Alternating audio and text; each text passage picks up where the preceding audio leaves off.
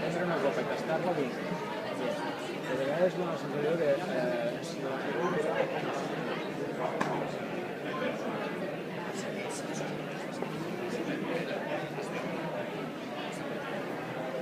Hay una combinación.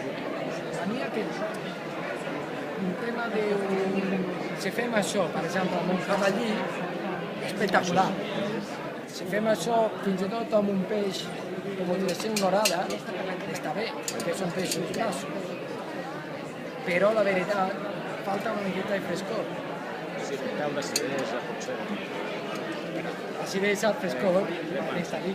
Ens falta aquesta frescor.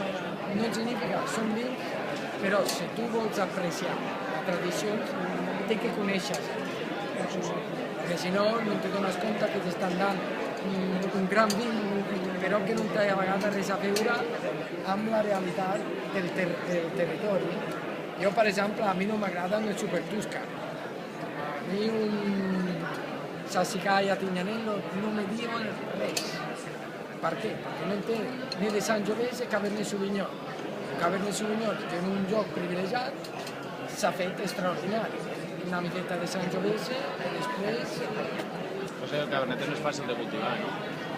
Però el resultat que dona, Priorat o Bolgheri ho dona. I doncs el cupatge funciona. La forma és... Però no són vins extraordinaris. Jo crec que la Liga del Vin, quan el Priorat o altres vins catalans jugaran la Liga del Gran Vins a nivell mundial, solament en un moment que anirem respectant el territori i la tradició. Que la gent vulgui visitar el territori on se fan grans vins. A partir d'allí ens posarem de moda a jugar la Liga dels Vins extraordinaris. Ara provarem aquests, que si parles. L'altre comenceu